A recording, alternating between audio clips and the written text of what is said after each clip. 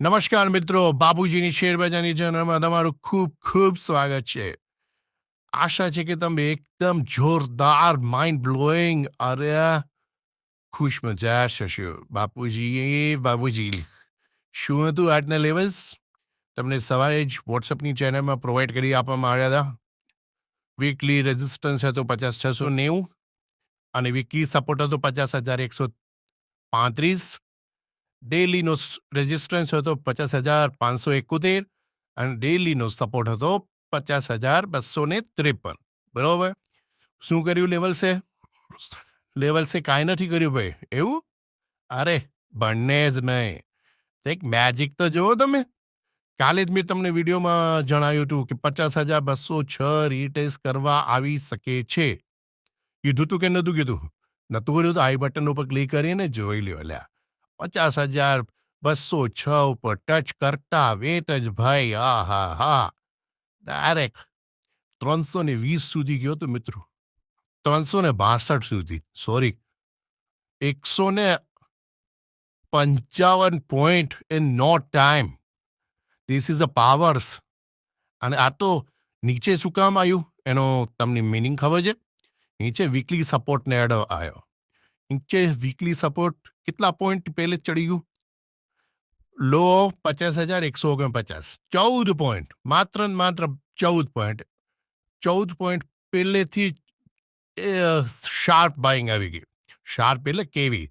50,149 થી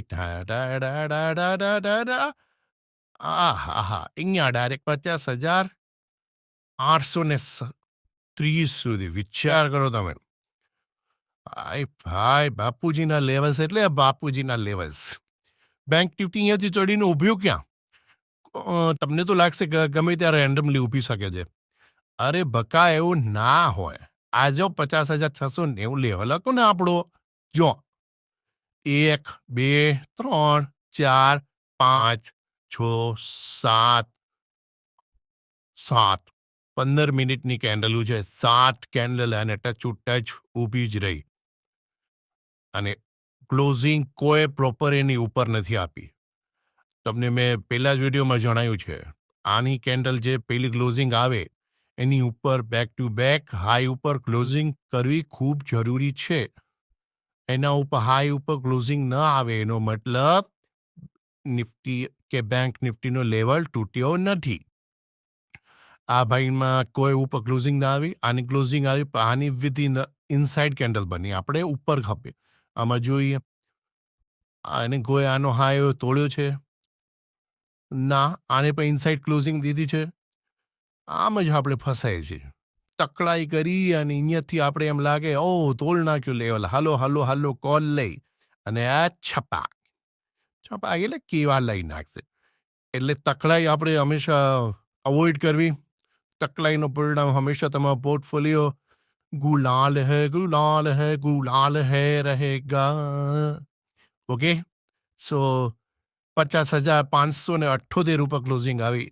જો કે સારી વાત છે કે ડેલી લેવલ ઉપર ક્લોઝિંગ લીધી, યાની મોમેન્ટમ પોઝિટિવ રહી શકે છે કાલે. ચલો નિફ્ટી જોઈએ. નિફ્ટીની પણ એ જ કહાની. પહેલે નીચે આવ્યું 24,206 વીકલી સપોર્ટ હતું. લો ભાઈએ માર્યો છે 24,212. માત્ર 6 પોઈન્ટ પહેલે રિવર્સ થઈ ગયું માર્કેટ અને પછી તો એમ જ લાગે કે ગમે ત્યાં ઊભી શકે છે માર્કેટ. બરાબર, એવું ના હોય. એટલે આ દેખાય છે 24,433 આપણો વીકલી રેઝિસ્ટન્સ. ત્યાં જ ડિટ્ટો ત્યાં જ. અને તમને એમ લાગશે કે હું આફ્ટર માર્કેટ આ લેવલ્સ લગાયા.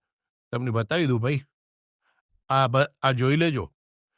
વોટ્સઅપ ચેનલમાં સવારના જ પોસ્ટિંગ કરી દીધા. કેટલા વાગે? 9:14. No time, within a no time. આપણે ભાઈ સ્કેમ નથી રમતા. જેન્યુઅન સ્ટ્રેટેજી છે. વિનાનભાઈની સ્ટ્રેટેજી છે. માર્કેટમાં ક્યાંય તમે કયો ગોતો. તમને ટ્રેડિંગનો અનુભવ હશે ને તો તમને ખબર પડશે. ક્યાં મળે આવી તો મને કહેજો, હું આલું દઈશ. આ બસ સ્ટ્રેટેજી બંધ કરી નાખીશ. ઓના કરતાં સારી હતો. એટલે ન મળે માર્કેટમાં. તમે જુઓ તો ખરા, મેજિક આવલું ઉપર ચડ્યું. ને આપણા જ લેવલે ઊભ્યું. આપણા લેવલે ઊભીને પુટ આવ્યો. પુટ લેવાનો હતો.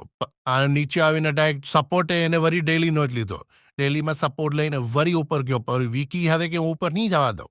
વરી ઉમાંથી આમ કરીને નીચે ફરાયો. This is a magic of levels યાર. તમે જોવો તો ખરા, આવું તમને ક્યાં મળશે ને? આ ફેર નિફ્ટી પણ જોઈ લી.